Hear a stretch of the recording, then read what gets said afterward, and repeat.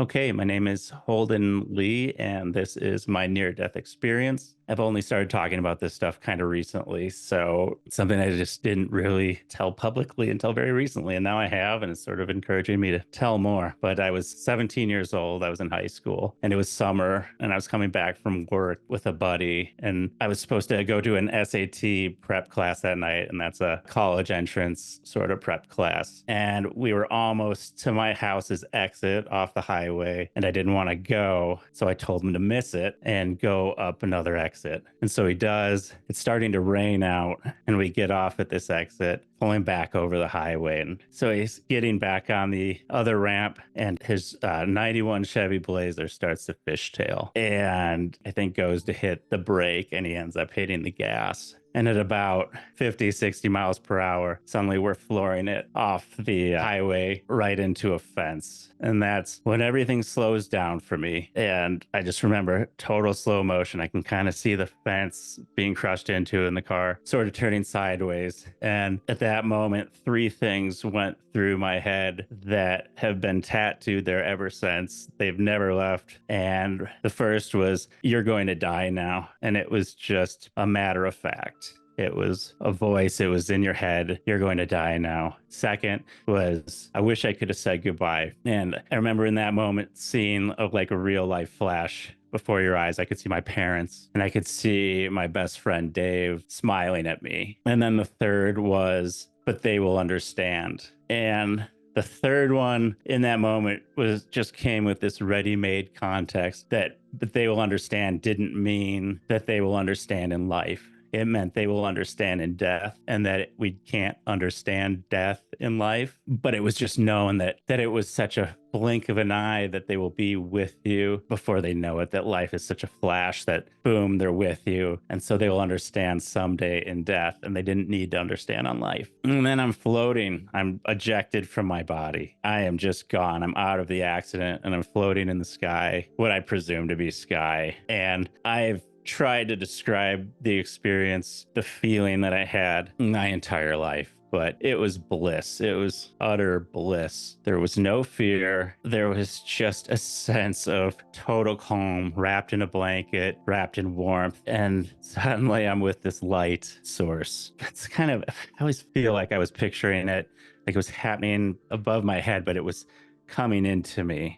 And with this, it was just this letting go, this release, this understanding that you were home now, that you didn't have to hurt anymore. It's just impossible to really describe until you've had that moment. There's no drug, there's nothing on earth that can compare to what that feeling was. And you were with God, and you could kind of see back down. I was way up high, and I could kind of see back down to where this had happened, but there just wasn't a sense you needed to stay there. And you had this tiny bit of feeling bad for the people you left behind. But there was just, again, that understanding that they were going to be with you before you knew it. So none of it really mattered all that much. I mean, it mattered. Life matters, but it wasn't something. Mourning was for the living. It isn't for the dead. And that was just downloaded into me. So I'm sitting there floating, wrapped in this warmth. I didn't go see people waiting for me. There wasn't that moment in any of this, because the next thing I know, this light was sort of dispersing away from me, going sort of back to where it came from. And boom, I'm awake, my eyes open. I'm upside down in this smashed car off the highway, hanging upside down by my seatbelt. And there's blood in my eyes, there's glass in my eyes, and I'm just completely cut up.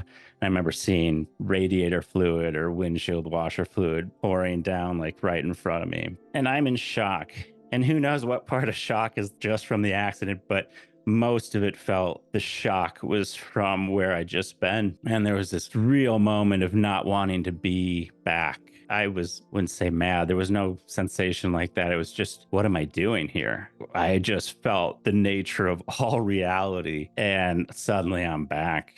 And I'm just hanging upside down in this crushed car. And I didn't want to be there. I wanted to be back where I just was. That was where it was at. And I remember the paramedics pulling me from the car. They came in through the rear window that was smashed and gently got me down and had to like sort of pull me out of the car, and we go to the hospital. And after I'm released, my parents brought me home, and I just still in just this state of shock. I wasn't feeling anything. I didn't really know why I was there. I remember my buddy, who was okay, asked me at the hospital. He said, "It's like you've been through this before." Still remember him saying that to this day. And I just shrugged. I didn't know. And my parents, something was off about me. Maybe it was a concussion in retrospect, but it was definitely the near death experience. It was wherever I just was. And I got home and I took a shower, and that was when it all hit me. And I, very like the movies, fell to my knees. My knees buckled, and I was in the shower, the 17-year-old kid,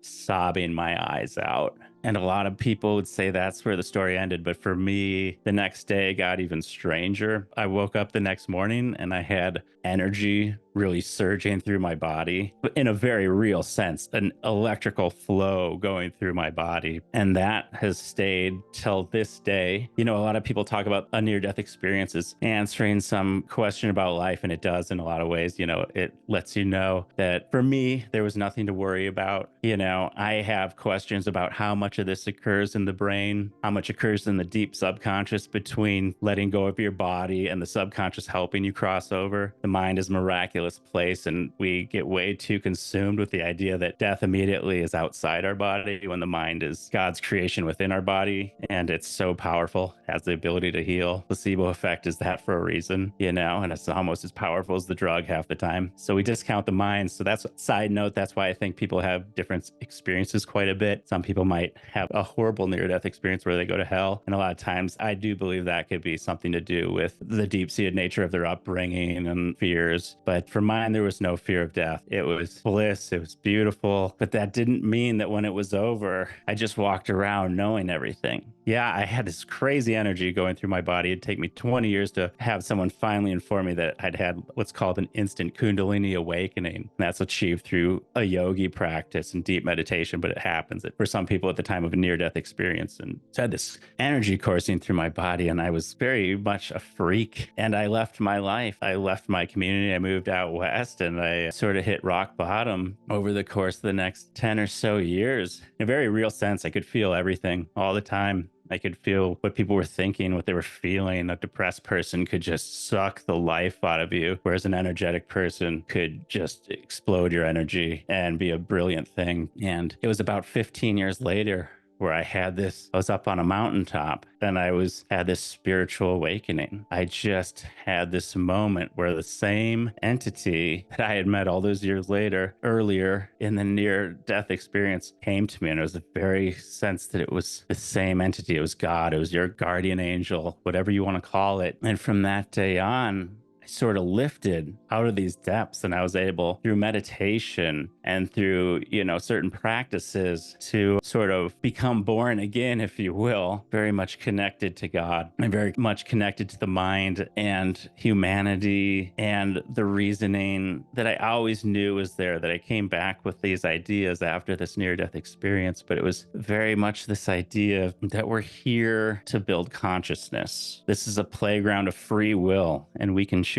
good and we can choose evil, but the wiser, more advanced minds understand that you're here for a purpose, and that's to build humanity from sort of this beast-like ape state. And so in a way, there was this sense that we do come here again and again and again to get things right, to work on the things we did wrong the last time. And in some ways, I do think it is a simulation theory, but that shouldn't cheapen the nature of what it is, because it's the universe's simulation. It's the energy of all simulation, and it's building something here. It's almost like a practice to see what the energy of good can do against a very low energy of, the earth energy, per se.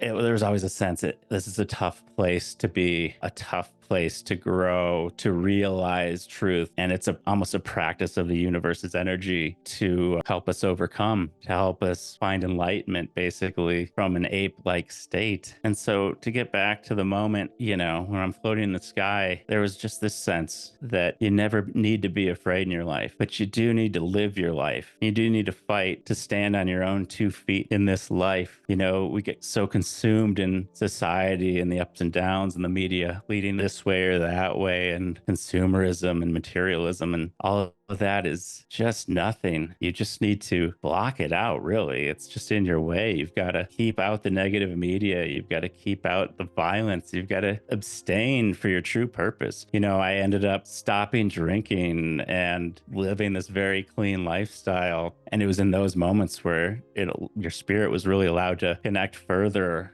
and keep evolving and finding more truth and just seeing your life for what it is and helping others. And, you know, whatever you can do to get out there in your life and help others, volunteer in your community. You know, we have like an epidemic of depression and anxiety, and that's because we're just bombarded with utter nonsense day in and day out. And it's really your job more than ever right now to cut these things out of your life and to focus only on what matters, and that's yourself, your family, and your community, and doing your part in making this world a better place.